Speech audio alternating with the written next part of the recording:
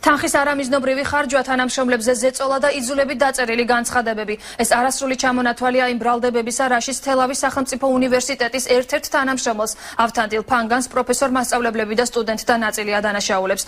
ისინი ფანგანის მფარველობის გამო უმაღლესი სასწავლებლების რექტორსაც უპირისპირდებიან და საქმით დაინტერესებას განათლების სამინისტროს თხოვენ. ბრალდებებს კატეგორიულად უარყოფს უნივერსიტეტის რექტორი თინათინ ჯავახიშვილი.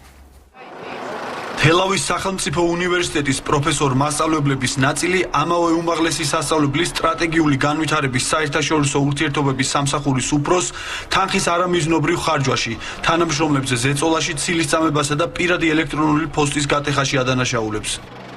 ავთანდილ ფანგანმა მის მიერ ეგრეთ წოდებული კორპორატიული პოსტა გამოიყენა ეს პოსტა 2000 აბონენტი ამ კორპორატიული პოსტის იმისთვის რომ დაეგზავნა მათთვის ჩემზე ცილისწამებლური წერილები. ბრალდება არის ძალიან ბევრი, სხვადასხვა სახის, არის მენეჯმენტის პრობლემები, არის სამართლებრივი პრობლემები, არის ესე იგი ნიშნები ფინანსური გაფრანგვის.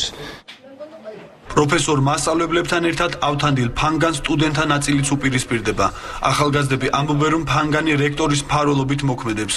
ისინი განათლებისა და მეცნიერების სამინისტროს თხოვენ უნივერსიტეტში არსებული მდგომარეობით დაინტერესდნენ. მინისტრსაც მოუწოდა განათლების მინისტრს ნამდვილად დაინტერესდეს ჩვენი უნივერსიტეტის ხარისხით ჩვენ უნივერსიტეტში შიგნით არსებული სიტუაციით და აუცილებლად მოითხოვოს ფინანსური აუდიტი, აუცილებლად გამოგზავნოს თავისი სამინისტროს წარმომადგენლები, რომლებიც შეისწავლიან ადგილზე საქმეს. ავთანდილ ფანგანი საზღვარგარეთ იმყოფება. უმაღლესი სასწავლებლის რექტორი თინათინ ჯავახიშვილი კი პროფესორ მასწავლებლების განცხადებებს აბსურდულს უწოდებს. სასაცილო, იმიტომ რომ ძალიან პროფესიონალები მუშაობენ აქ, IT სამსახურის უფროსის პროფესიონალია, თვითონ ავთო ფანგანიც საკმაოდ პროფესიონალია და შეიძლება ზოგიერთ ადამიანს არ მოწონს მათი პროფესიონალიზმი, მე ვერ გეტყვი. პროფესორ მასწავლებლები და სტუდენტები განათლების მინისტრის სახელზე სპეციალური მიმართვის გაგზავნას გეგმავენ.